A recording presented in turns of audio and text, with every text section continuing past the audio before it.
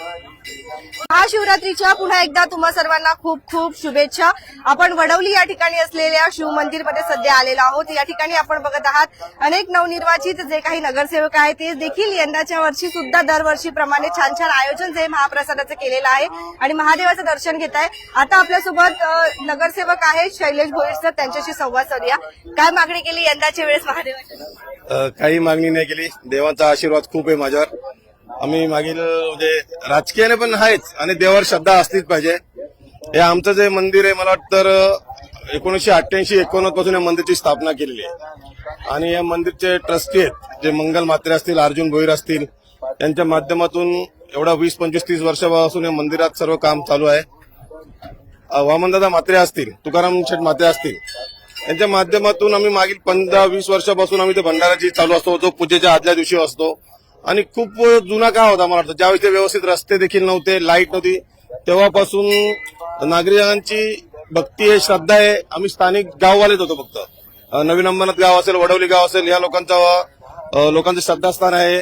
आणि मला वाटतं 2012-14च्या पासून ज्यावेळेस हा सर्वजनगर चिखली परिसर वाढत गेला, हा बेलवलीचा परिसर वाढत गेला, तर इथे भक्तांची संख्या खूप मोठ्या प्रमाणात वाढत गेलेली आहे। कारण आम्ही मला वाटतं आज महाशिवरात्रीचा दिवस आहे, त्याच्या आदल्या दिवशी जेव्हा आम्ही भंडारा करतो ना, तर 10,000 पेक्षा नागरिक सगळ्या भंडाराचा लाभ घेत असतात। आणि आज देखील बघाल तर समोर तुकाराम म्हात्रे यांनी भंडारा महाप्रसाद आयोजित केलाय, त्याच्या समोरच्या चौकात मी केलाय।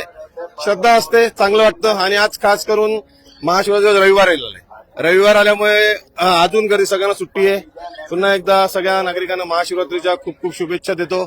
आणि अजून थोडंसं एक सांगायला बरं वाटेल, काय बाजूला जे तलाव आहे याची ओळखच शिवमंदिर तलाव म्हणून आहे आणि मागील कितीतरी वर्षापासून त्या तलावाची अवस्था खूप वाईट अशी होती, याला लोटस पॉइंट बोलायचे, त्यात कमळाची झाडं वगैरे खूप होती।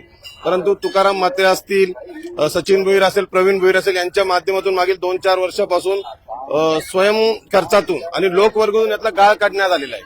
आणि त्याच्यानंतर आमचे वामनदादा म्हात्रे असतील, यांनी 10 कोटी रुपयाचा फंड आणलेला आहे डॉक्टर श्रीकांत शिंदे यांच्या माध्यमातून आणि आज त्या तलावाचं सुशोभीकरणाचं काम चालू आहे। मी नागरिकांना एक म्हणजे गुड न्यूज देऊ शकतो, या वर्षी तुम्ही या तलावाची अवस्था अशी बघता, पुढच्या वर्षी तुम्हाला ज्यावेळेस तुम्ही ते महाशिवरात्री याल, काहीतरी एक आपल्या सर्वजनगर चिखली परिसर असेल, वडवली असेल, एक काहीतरी नवीन एक तलाव चांगल्या प्रकारे तयार झालेला तुम्हाला दिसेल।